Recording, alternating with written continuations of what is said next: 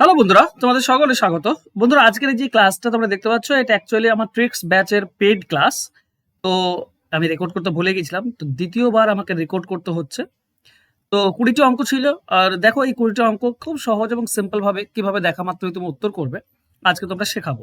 এটা সবার জন্য, ইউটিউবে ফ্রিতে থাকবে সবার জন্য। ওকে, তো চলো শুরু করি। দেখো, প্রথম প্রশ্ন, একটি নৌকা স্থির জলে 15 কিমি প্রতি ঘন্টা বেগে যেতে পারে। একটি নির্দিষ্ট দূরত্ব স্রোতের প্রতিকূলে যেতে যে সময় লাগে তা অনুকূলের দ্বিগুণ। স্রোতের বেগ কত? এখানে একটা জিনিস স্পষ্ট করে বলে দিচ্ছি, মাথায় ঢুকিয়ে নাও। অনুকূলের বেগ স্রোতের বেগের দ্বিগুণ হতে পারে, বা সময় দ্বিগুণ লাগতে পারে। সময় দ্বিগুণ, 3 গুণ, 4 গুণ যাই লাগুক না কেন, বা বেগ দ্বিগুণ, 3 গুণ, 4 গুণ যাই হোক না কেন, সিম্পল একটা জিনিস মাথায় ঢুকে নাও। দ্বিগুণ বলেছে, এই দ্বিগুণের সঙ্গে সবসময় এক যোগ করবে, আর দ্বিগুণের থেকে এক বিয়োগ করবে, বাস। এটাই হয়ে যাবে নৌকা, আর এটা হয়ে যাবে স্রোত। মানে নৌকা হচ্ছে 3 আর স্রোত হচ্ছে কত? 1। এইটাই হচ্ছে নৌকা এবং স্রোতের অনুপাত। এবার বলতো, এই যে 15 কিলোমিটার প্রতি ঘন্টা নৌকা দেওয়া আছে, তাহলে 3-এর মানটা দেওয়া আছে 15। 3-এর মান 15 হলে 1-এর মান 5, মানে স্রোত হবে 5। অ্যান্সার হবে অপশন ডি। দেখা মাত্রই অ্যান্সার হয়ে যাবে। দেখো নেক্সট কোশ্চেন, দেখো, একটি নৌকা স্থির জলে 6 কিমি প্রতি ঘন্টা বেগে যেতে পারে। একটি নির্দিষ্ট দূরত্বের স্রোতের প্রতিকূলে যেতে যে সময় লাগে স্রোতের অনুকূলের 3 গুণ। স্রোতের বেগ কত? 3 গুণ বলা আছে, এটা সময় বলতে পারে বা বেগ বলতে পারে, যাই বলুক না কেন। 3 গুণ, তাহলে 1 যোগ করে দাও আর 1 বিয়োগ করে দাও। 1 যোগ করলে হচ্ছে 4, 1 বিয়োগ করলে 2। এটাকে যদি আরো কাটাকাটি করো, 2 দিয়ে কাটলে 2, 2 দিয়ে কাটলে 1, এই হচ্ছে অনুপাত। এইটা হচ্ছে নৌকা। এই নৌকা বলা আছে কত? 6। তো 2 এর মান 6, তাহলে 1 এর মান কত? 1 এর মান 3। অ্যান্সার হবে 3, অপশন এ হবে সঠিক উত্তর। স্রোত চেয়েছে, 1 এর মান স্রোত হবে। নেক্সট বলেছে, একজন বালক নির্দিষ্ট সময়ে স্রোতের অনুকূলে যে দূরত্ব যায় সেই সময়ে স্রোতের প্রতিকূলের দূরত্বের দ্বিগুণ। এখানে দেখো দূরত্বের দ্বিগুণ বলেছে, বাস দ্বিগুণ বলেছে, তো দ্বিগুণের সঙ্গে এক যোগ, দ্বিগুণের থেকে এক বিয়োগ। এটাই হবে নৌকা এবং স্রোতের অনুপাত। এটাই হবে নৌকা এবং স্রোত। নৌকা হবে 3 আর স্রোত হবে কত? 1। এই 1 এর মান দেওয়া আছে, স্রোত দেওয়া আছে, দেখো স্রোত 3, তাহলে 1 এর মান 3 হলে 3 এর মান হবে 9। এটাই হবে উত্তর। 1 যদি 3 হয় তাহলে 3 হবে 9। অ্যান্সার হবে অপশন ডি। দেখা মাত্র উত্তর হয়ে যায়, আর আশা করছি তোমরা এটা বুঝে নিয়েছো। চলো নেক্সট কোশ্চেনে যাবো। বলেছে, একটি নৌকা নির্দিষ্ট সময়ে স্রোতের অনুকূলে যে দূরত্ব যায় তা ওই সময়ে স্রোতের প্রতিকূলের দূরত্বের 4 গুণ। স্রোতের বেগ বলা আছে 6, বলতে হবে নৌকার বেগ কত। তাহলে 4 গুণ, 1 যোগ করে দাও। আচ্ছা, এবার কিন্তু আর লিখে লিখে করবো না, ঠিক আছে? এবার ভালো করে বোঝো। 4 গুণ বলেছে, তো 1 বাড়িয়ে দাও, 1 কমিয়ে দাও, বাস। এটাই হয়ে যাবে নৌকা এবং স্রোতের অনুপাত। 1 বেড়ে গেল 5, 1 কমে গেল 3। এবার বলা আছে স্রোত, এইটা বলা আছে 3 এর মান বলা আছে 6, তাহলে 5 এর মান হবে 10। এটাই হবে নৌকা। অ্যান্সার হবে অপশন এ। বুঝে নিয়েছ? চলো যাবো আমরা নেক্সট কোশ্চেনে। দেখো কোশ্চেনটা দেখো, ভালো করে বোঝো, এটা একটু আলাদা কোশ্চেন। বলেছে, এক ব্যক্তি স্রোতের প্রতিকূলে একটি দূরত্ব অতিক্রম করতে 8 ঘন্টা সময় নেয়, আর স্রোতের অনুকূলে 6 ঘন্টা সময় নেয়। যদি স্রোতের গতিবেগ 4 কিমি প্রতি ঘন্টা হয় তাহলে স্থির জলে নৌকার গতিবেগ কত? এখানে সময় দেওয়া আছে, প্রতিকূলের সময় দেওয়া আছে, অনুকূলের সময় দেওয়া আছে। আমি তোমাদেরকে বলছি, এই যে সময় দুটি দেওয়া আছে সেই দুটি যোগ, অনুপাত সেই দুটি বিয়োগ, এটাই হবে নৌকা এবং স্রোতের অনুপাত। এটাই হয়ে যাবে। দেখো, এটা 14 পাবো, এটা আমরা বিয়োগ করলে 2 পাবো। এই 2 এর মানটা দেওয়া আছে, 2 এর মান কত? 4 কিলোমিটার প্রতি ঘন্টা। স্রোতের মান দেওয়া আছে না 2, 2 এর মান 4, মানে ডাবল। তাহলে 14 এর মান কত হবে? 28, ডাবল হয়ে যাবে। অ্যান্সার হবে অপশন ডি। দেখো, আমি জানি না তোমরা কতদূর এগুলো বুঝতে পারছো। নর্মালি যদি আমি করি তো এগুলো অনেক সময় সাপেক্ষ হয়ে যায়, ঠিক আছে? বা এর রিলেটেড একটা সূত্র তোমাদেরকে আমি ইউটিউবে শিখিয়েছিলাম। সেটা কি না, উপরে যোগ সময় দুটি আর নিচে সময় দুটি বিয়োগ ইনটু স্রোত, তাহলে তুমি নৌকা পেয়ে যাবে। এক্স এর মান 8 আর ওয়াই এর মান 4 বসাও, দেখবে তুমি এখান থেকেও অ্যান্সার পেয়ে যাচ্ছ। কিন্তু এর থেকে এটা বেশি সহজ, রেশিও মেথডটা বেশি সহজ। চলো নেক্সট।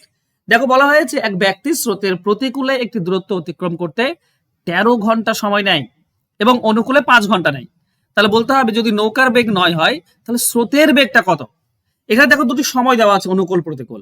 এই সময় দুটি যোগ করে দাও, 13 আর 5, এটা হবে নৌকা। আর 13 মাইনাস 5, এটা হবে স্রোত।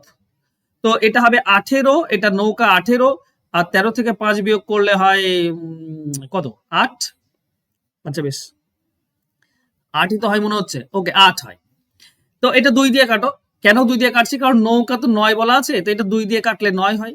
তো এটা 2 দিয়ে কাটলে 4, মানে নৌকা যদি 9 হয় তো স্রোত হবে 4।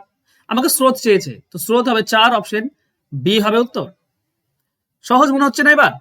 আমি জানি তোমাদেরকে সহজ মনে হচ্ছে, আর এগুলো সহজই। চলো নেক্সট, বলেছে কি একজন বালক নির্দিষ্ট স্রোতের অনুকূলে যে দূরত্ব যায় ওই সময় স্রোতের প্রতিকূলে দ্বিগুণ। স্রোতের বেগ বলা আছে, বালকটির বেগ বলতে হবে, দ্বিগুণ বলা আছে, তো সবসময় 1 গুণ যোগ 1 গুণ বিয়োগ, এটাই হবে নৌকা এবং স্রোত। তার মানে এটা হবে 3, এটা হবে 1, 1 মান দেওয়া আছে 8। দেখো স্রোত দেওয়া আছে, স্রোত তো এটা, তো 1 মান 8, 3 মান 24, এটাই আমাদের উত্তর। অ্যান্সার হবে অপশন ডি। চলো নেক্সট, এবার চলো একটু আলাদা আমরা আসি, ঠিক আছে? এখানে অনুপাত সমানুপাতের অঙ্ক থাকে, যেখানে সমষ্টি বা বিয়োগফল বা গুণফল এরকম দেওয়া থাকে।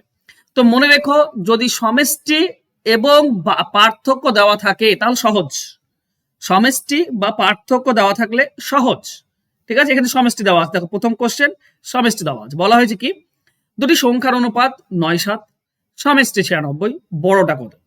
তো সমষ্টি যদি দেওয়া থাকে তো সমষ্টিকে অনুপাতের সমষ্টি দিয়ে ভাগ। এখানে 9 আর 7 এটা হচ্ছে অনুপাতের সমষ্টি, করলে কত হয়? 9 আর 7 যোগ করলে 16। তাহলে সমষ্টিকে অনুপাতের সমষ্টি দিয়ে ভাগ ইনটু বড় সংখ্যা বললে বড়টি গুণ, সমষ্টিকে অনুপাতের সমষ্টি দিয়ে ভাগ, ছোটটি বললে ছোটটি গুণ। আশা করছি বুঝতে পারছো। দেখো এটার সঙ্গে এটা কাটলে 6, 6 9 54, এটা হচ্ছে বড় সংখ্যা। এটার সঙ্গে এটা কাটলে 6, 6 7 42, এটা হচ্ছে ছোট সংখ্যা। মনে থাকবে? তো বড় সংখ্যা 54, অপশন সি হবে উত্তর। আশা করছি এবার দেখবে তোমরা নিজেরাই উত্তর করতে পারছো। প্রশ্ন কি বলেছে? সমষ্টি দেওয়া আছে, ছোট সংখ্যা চেয়েছে, তাহলে সমষ্টি বললে সমষ্টিকে অনুপাতের সমষ্টি দিয়ে ভাগ, মানে এখানে 5 আর 7 অনুপাত যোগ করলে হচ্ছে 12, 12 দিয়ে ভাগ। ছোট সংখ্যা চেয়েছে মানে 5 গুণ, এটার সঙ্গে এটা কাটলে 12 7, তার মানে ছোট সংখ্যা হচ্ছে 35। অ্যান্সার হবে অপশন বি। চলো যাবো আমরা নেক্সট কোশ্চেনে। দুটি সংখ্যার অনুপাত দেওয়া আছে, সমষ্টি দেওয়া আছে, পার্থক্য কত? দেখো এটুকু পার্থক্য চেয়েছে, এখানে ছোট সংখ্যা বা বড় সংখ্যা চাইনি, এখানে পার্থক্য চাওয়া হয়েছে। তাহলে করবে কি? সেম নিয়ম অ্যাপ্লাই করবে, সমষ্টিকে অনুপাতের সমষ্টি মানে 5 আর 3 যোগ করলে 8, 8 দিয়ে ভাগ ইনটু, দেখো পার্থক্য চেয়েছে, তাহলে এদের পার্থক্যটা গুণ করবে। ছোট চাইলে ছোটটা গুণ করতাম, বড় সংখ্যা চাইলে বড়টা গুণ করতাম, পার্থক্য চেয়েছে পার্থক্য গুণ করব। 5 আর 3 পার্থক্য কত? 2, 2 গুণ করে দাও, বাস হয়ে গেল উত্তর 16, এটাই হবে উত্তর। চলো নেক্সট কোশ্চেন। সমষ্টি চেয়েছে, পার্থক্য বলা আছে। আচ্ছা এতক্ষণ আমাদেরকে সমষ্টি বলছিল, এবার পার্থক্য বলেছে, তো 16 যদি পার্থক্য হয় তো পার্থক্যকে পার্থক্য দিয়ে ভাগ, সমষ্টিকে সমষ্টি দিয়ে ভাগ করছিলাম, পার্থক্যকে পার্থক্য দিয়ে ভাগ, এটা পার্থক্য 2, 2 দিয়ে ভাগ ইনটু চেয়েছে সমষ্টি, সমষ্টি গুণ করে দেবো, সমষ্টি হবে 8, 5 আর 3 সমষ্টি 8, 8 দিয়ে গুণ হয়ে গেল 64 হবে সঠিক উত্তর। ঠিক আছে, আশা করছি বুঝতে পারছো। আমি কিন্তু খুব বেশি এগুলো ভেঙে ভেঙে করানোর প্রয়োজন নেই, ঠিক আছে? এগুলো সহজ জিনিস, শুধু মাথায় ঢুকিয়ে নেওয়া দরকার। সমষ্টি বলা আছে আর চেয়েছে গুণফল, এই জায়গাটা আলাদা। এখানে সমষ্টিকে সমষ্টি দিয়ে ভাগ করলে তুমি সংখ্যা পেতে পারো, গুণফল পাবে না, বা পার্থক্য বিয়োগফল যোগফল এগুলো তো করা যাচ্ছিল আগের অঙ্কগুলোতে, কিন্তু গুণফল হয় না। তো করব কি? আমরা সংখ্যা বের করব। দেখো সমষ্টিকে অনুপাতের সমষ্টি দিয়ে ভাগ, বড়টা দিয়ে গুণ, বড়টা দিয়ে গুণ করলে তুমি 70 পাবে, বড় সংখ্যা। সমষ্টিকে অনুপাতের সমষ্টি দিয়ে ভাগ, ছোট দিয়ে গুণ, তুমি পাবে ছোট সংখ্যা। এই দুটি বড় সংখ্যা ছোট সংখ্যা এই দুটির গুণ চেয়েছে, তো 70 আর 20 গুণ করলে হচ্ছে 1400, এটাই হচ্ছে উত্তর। অ্যান্সার হবে অপশন ডি। এগুলো এভাবে করে নেবে। চলো নেক্সট কোশ্চেনে যাব। দুটি সংখ্যার অনুপাত দেওয়া আছে, পার্থক্য দেওয়া আছে, যোগফল কত? সহজ, পার্থক্য দেওয়া আছে, পার্থক্য দিয়ে ভাগ করব। পার্থক্য 105, অনুপাতের পার্থক্য 3 কিন্তু যোগফল চেয়েছে, তো এটা যোগফল করে দাও, 10 আর 7 যোগ করলে 17, কাটাকাটি করো, 3 সঙ্গে এটা কাটলে 35, 35 এটা 595 হবে, ঠিক আছে? 35 আর 17 গুণ করলে 595, অপশন ডি হবে সঠিক উত্তর। চলো যাবো নেক্সট কোশ্চেনে। অনুপাত দেওয়া আছে, কত যোগ করলে, এইটা আবার আলাদা কোশ্চেন চলে এসছে। দেখো দুই ভাবে আমরা করি, ঠিক আছে? একটা সহজ নিয়মটা রেশিও মেথডটা প্রথমে দেখাই তোমাদেরকে, ঠিক আছে? আচ্ছা দেখো রেশিও মেথডটা কি করে দেওয়া আছে কি 5:7 এটা ছিল, কত যোগ করলে 4:5 হবে। দেখো যোগ করলে তো বেড়ে যাওয়ার কথা, কিন্তু এখানে কমে যাচ্ছে, তাহলে কি করবো কি, তাহলে সহজ নিয়ম হচ্ছে এগুলোকে অ্যান্সার বের করার, সেটা হচ্ছে এই নিচের পার্থক্য 1 সেটা উপরে গুণ করে দাও, আর উপরের পার্থক্য 2 সেটা নিচে গুণ করে দাও। ঠিক আছে, এবার যদি তুমি করো উপর দুটো থেকে 1 গুণ করো, 1 গুণ করলে তুমি 5 আর 7ই পাবে, আর এই দুটির সঙ্গে 2 গুণ করলে তুমি 8 আর 10 পাবে। এবার দেখো বেড়ে যাচ্ছে, 5 থেকে 8 3 বাড়লো, 7 থেকে 10 3 বাড়লো, 3 বেড়ে যাচ্ছে, তার মানে আমাদের অ্যান্সার হবে 3, অপশন এ হবে উত্তর। বুঝতে পারলে? চলো আরেকটা নিয়ম হয়, সে নিয়মটাও তোমাদেরকে দেখিয়ে দিই আমি, ভালো করে বোঝো, দেখবে এই নিয়মটাও সহজ, খুব বেশি কঠিন নয়। ঠিক আছে, শর্টকাট শেখো বন্ধুরা, যত তুমি শর্টকাট শিখবে তত তোমার লাভ। কোনাকুনি গুণ করো, দেখো 7 7 4 28 গুণ করলে মাইনাস 5 5 25, কোনাকুনি গুণ করে বিয়োগ, ডিভাইডেড বাই নিচের দুটির বিয়োগ, মানে 4 আর 5 এর বিয়োগ 1। দেখো কাটাকাটি করলে তুমি 3 পাবে, 28 থেকে 25 বাদ দিলে 3 থাকে, বাস এটাই আমাদের উত্তর। এবার তুমি বলো এই অঙ্কটা তুমি কিভাবে করবে। একটা দেওয়া আছে 7 আর 11, আর একটা দেওয়া আছে 3 4। তোমার ইচ্ছা তুমি কিভাবে করবে, রেশিও মেথড ধরে সেম পার্থক্য করে করতে পারো, কিংবা কোনাকুনি গুণ করে করতে পারো। দেখো 3 আর 11 গুণ করলে 33, মাইনাস 7 আর 4 গুণ করলে 28, নিচে কি হবে, নিচে এই দুটির পার্থক্য 3 আর 4 এর পার্থক্য 1, 33 থেকে 28 বিয়োগ করলে 5, এটাই আমাদের উত্তর, অ্যান্সার হবে অপশন সি। বুঝতে পেরেছ? সহজ। চলো নেক্সট কোশ্চেন। এত সহজ ভাবে তোমাদেরকে অঙ্ক কেউ শেখাবে না, ঠিক আছে। আমি যখন পেড ব্যাচ করাচ্ছিলাম তখনও বলছিলাম যে অঙ্কের ট্রিক্স শিখতে চাইলে আমি বেস্ট, এখনো তোমাদেরকে বলছি অঙ্কের যদি ট্রিক্স শিখতে চাও, এমন নয় যে কঠিন ট্রিক্স, আমি সহজ ট্রিক্সে তোমাদেরকে বোঝাই যাতে করে তোমাদের মধ্যে মনে থাকে অঙ্কটা। তো সহজভাবে অঙ্ক ট্রিক্স শেখানো আমি হচ্ছে বেস্ট, ঠিক আছে। চলো নেক্সট কোশ্চেন। 500 মিটার লম্বা একটি ট্রেন 63 কিমি প্রতি ঘন্টা গতিবেগে একজন লোককে অতিক্রম করবে যদি লোকটি 3 কিমি বেগে একই দিকে গতিশীল থাকে। তো এই ধরনের অঙ্কের ক্ষেত্রে সময় বের করার কথা বলেছে। সময় বের করার নিয়ম কি, টোটাল ডিস্টেন্সকে টাইম দিয়ে স্পিড দিয়ে ভাগ। এবার টোটাল ডিস্টেন্স আমি জানি 500, স্পিড কত না, যেহেতু একই দিকে যাচ্ছে দুজনেই, তাহলে স্পিডটা মাইনাস হয়ে যায়, মানে স্পিড হবে 60, 60 দিয়ে ভাগ। কিন্তু তুমি খেয়াল করেছো উপরটা মিটার আর নিচেরটা কিলোমিটার হয়ে আছে, মানে 5/18 দিয়ে গুণ করতে হবে। তো এখানে 5/18 গুণ করতে পারো নিচে, কিংবা উপরে করতে পারো 18/5, উল্টে যাবে, নিচে 5/18 বা উপরে 18/5, তোমার ইচ্ছা। বাস কাটাকাটি করো, দেখবে অ্যান্সার পেয়ে যাচ্ছ। ঠিক আছে, চলো একটা শূন্য কাটো, শূন্য কাটো, 6 দিয়ে 18 কাটলে 3, 5 দিয়ে 50 কাটলে 10, তার মানে 30 সেকেন্ড। ঘাবড়ানোর কিছু নেই, আরো অঙ্ক আছে, দেখবে হয়ে যাচ্ছে। 150 মিটার লম্বা একটি ট্রেন 36 কিমি প্রতি ঘন্টা বেগে কত সময় একটা লোককে অতিক্রম করবে যদি লোকটি 9 কিমি বেগে একই দিকে গতিশীল। একই দিকে গতিশীল বললে টোটাল ডিস্টেন্সকে বিয়োগফল দিয়ে ভাগ হয়, বিয়োগফল হচ্ছে 27, 27 দিয়ে ভাগ, ইনটু যেহেতু নিচেরটা আমার 5/18 দিয়ে গুণ করতে হবে তবে মিটার আসবে, তাহলে সেটা উপরে গুণ করলে 18/5, একই জিনিস। ঠিক আছে, কাটাকাটি করো, এটা 9 দিয়ে কেটে দাও 2, এটা 9 দিয়ে কেটে দাও, ও সরি 9 দিয়ে কাটলে 3 হবে, এটা 9 দিয়ে কাটলে 2, 5 আর 3 15, 15 সঙ্গে এটা কাটলে তুমি 10 পাচ্ছ, তার মানে 20 সেকেন্ড, এইটাই তো উত্তর। ঠিক আছে, চলো নেক্সট কোশ্চেন যাও। এটা দেখো ভালো করে অঙ্কটা বোঝো, এই অঙ্কটা একটু তোমাদেরকে কনফিউজ করতে পারে। প্রশ্ন হচ্ছে কি 300 মিটার লম্বা ট্রেন 3 কিমি বেগে গতিশীল একটি লোককে 33 সেকেন্ড অতিক্রম করে, ট্রেন ও লোকটি যদি একই দিকে গতিশীল থাকে তাহলে দ্বিতীয় ট্রেনটির গতিবেগ, সরি ট্রেনটির গতিবেগ কত। দেখো 300 মিটার দূরত্ব অতিক্রম করছে 33 সেকেন্ডে বলা আছে, এত তাহলে মিটার প্রতি সেকেন্ড হচ্ছে, একে 18/5 দিয়ে গুণ করে দাও, কিলোমিটার প্রতি ঘন্টা পাবে, 3 দিয়ে কাটলে 11, এটা 3 দিয়ে কাটলে 100, 5 দিয়ে তুমি 100 কাটলে 20, 20 18 হচ্ছে 360, 360/11 কিলোমিটার প্রতি ঘন্টা। এই যে বেগে পার করবে সেটা তো আপেক্ষিক বেগ, যে বেগে পার করে সেটা আপেক্ষিক বেগ, তাহলে এই বেগে যদি পার করছে আর আপেক্ষিক বেগ দেখো একই দিকে দুজনে যাচ্ছে, তার মানে আপেক্ষিক বেগ উপরটা ট্রেনটা যদি এক্স হয় এটা 3, তার মানে সেটা বিয়োগ হয়, এই বিয়োগটাই বলা আছে 360/11, বুঝতে পারলে।